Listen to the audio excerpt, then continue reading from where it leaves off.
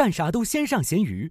本节目由神奇的咸鱼独家冠名播出，自适应喜临门呼呼任性睡。本节目由喜临门呼呼联合赞助播出。这一期这个新人演员，我觉得比上一次那个气势会更强了。是，但感觉今天这个演员怎么危机感更强？怎么反正？来下一张啊！这太像了，这一张加油，知道？不要，这样打在这儿。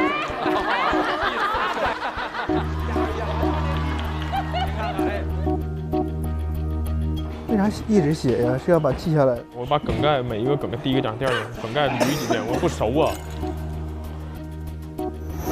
因为我有一段就是真是今天早上现写的，包括这有没有劲儿我也不知道，因为我从来没讲过这个能不能有观众笑，其实都挺没底的。我觉得就是如果你现加了什么东西，现场观众比如反应不大，你也千万别慌。对，我尽力把它讲的不那么磕磕绊绊，我尽力。对。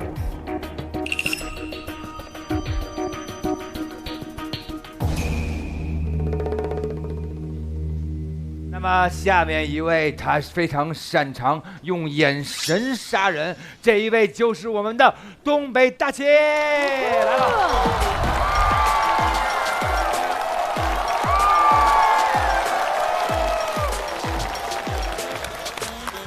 哎 ，hello， 哎，今天讲一点我自己家里人的事儿。我已经成家了，我现在有自己的老婆和孩子，我太太比我大了6、7岁。在东北，如果你找一个比你大好几岁的，身边好多哥们儿有异样的眼光，觉得大小伙子你往那一站1.8米几，你找个比你大好几岁的，好像图人点什么。其实并没有，我媳妇儿普通人，普通工作，普通收入，什么都挺普通的，但是他爸爸不错。他爸原来号称当地首富，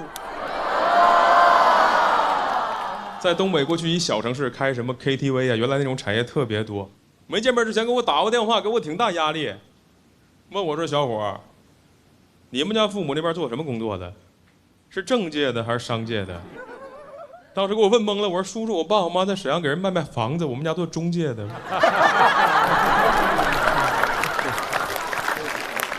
我妈其实就是那种标准节俭的东北妈妈，节俭到什么程度？我妈要是下午在厨房做饭，她杀鸡或者杀鱼的时候，她都不敢。舞台上不老说杀字了，咱们今天录节目，把声母去掉，把找个词儿代替一下。杀鸡、阿鱼的时候不开灯，为了省点电费，暗杀。暗熬。你们严谨啊，严谨。但我媳妇介绍我岳父的时候，说他爸爸原来在这片啊，其实是东北挺有名气的。我说怎么个有名气？他问我你听没听过一句话？过了山海关，就是赵本山。我说你爸是赵本山啊？他说我爸外号山海关。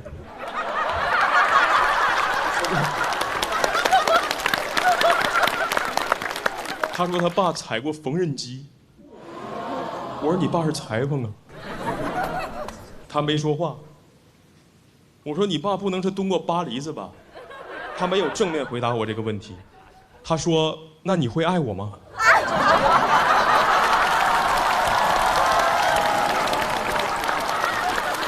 我说实话，在爱情的试卷中，我从来没见过这道题。这出的也太偏了。我上一个见问题问的这么偏的那个人叫王艺龙。他说如果我是 DJ 你会爱我吗？你们听过那首歌吗？如果我是 DJ 你会爱我吗？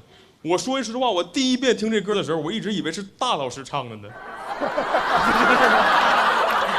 因为我感觉特别顺。如果我是 DJ 你会爱我吗？滴滴答滴滴答。来，太顺了。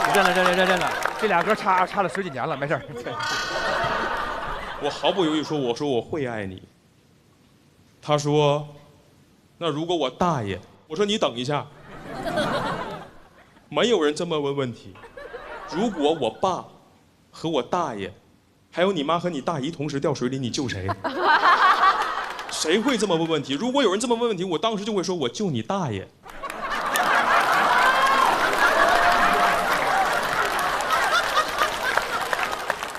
我第一次到他们家吃饭，我感受到了一点压力。一个中年人坐在沙发上看电视，我进去说叔叔好，我点头往里走，坐在他旁边。他这时候摩挲自己那个纹身，问我：“小伙儿，害怕呀？”我没有想过，我进岳父家的第一句话会奔问到问题是害怕呀。我感觉自己像进土匪窝一样，感觉他下一句话就要问我脸怎么红了，我说精神焕发。怎么又黄了？我防冷涂的蜡。但那天我当时反应还是挺快的，我说没有，我说美丽图画身上纹，非常适合老丈人。我当时觉得自己接的特别幽默，他直接说5个字儿，我是他大哥。他那个形象那个气质，我都不知道他到底是血缘上的大哥还是道上的大哥。到中午的时候，他爸爸回来了，他爸爸跟他大哥完全不一样，他爸那个形象气质，离远看你就感觉这个人是明显那种阿人贩。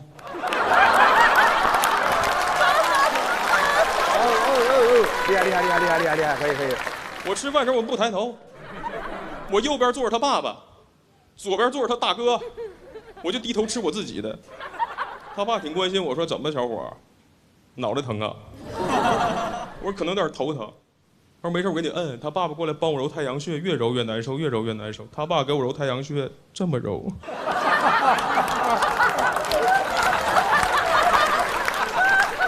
这心里难受。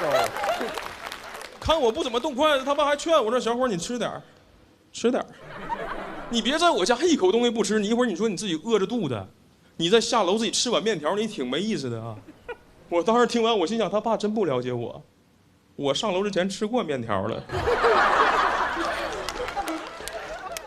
这2年跟我岳父相处下来，我岳父还是很好的，他挺幽默，他是那种标准的东北场面人。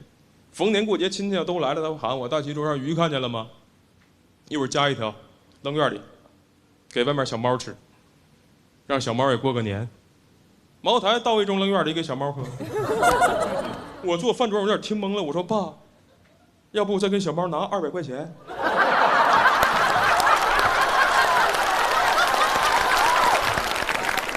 太要面了。婚后我才知道，我岳父真是个裁缝。之前就是怕我欺负他姑娘，跟他哥一起装社会吓唬我。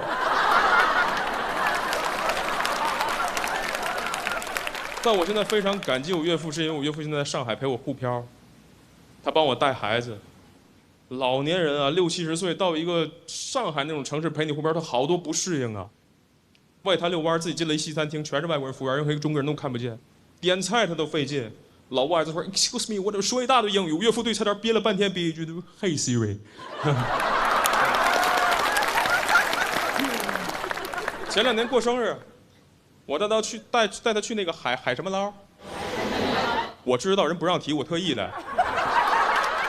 重新接一下啊，那天那服务员确实挺好，很热情啊。他过生日嘛，给他当时那会儿跳什么科目3，又甩面条，老头挺高兴。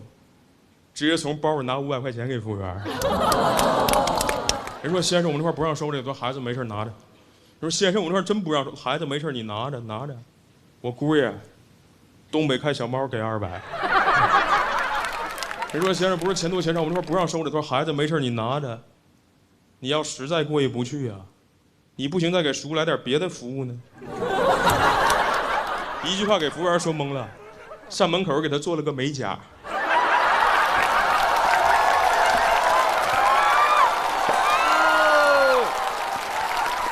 这2年我就观察我岳父，为什么他有时候愿意出去跟服务员聊天逗乐？我发现他有点孤独了。老年人在上海那个城市，他是交不到自己的好朋友的。他自己公园遛弯，遇见有的老头能简单寒暄2句，有的老头说话还有点瞧不起人的意思。前2天有2个说话我都听见，一个说：“老陈，平时在上海这边适不适应啊？有没有什么爱好啊？”我岳父没说话，旁边那一老头特欠说：“老陈来了肯定不适应，东北那边爱好好像就什么秧歌、2人转什么的。”他有点变相说我岳父土。我岳父听出来了，他就微笑，在这块表现很绅士。我岳父说：“爱好啊，爱好现在喜欢玩点摄影。”老头：“哎呦，老陈，平时你还玩摄影？你玩什么摄影啊？”含沙射影。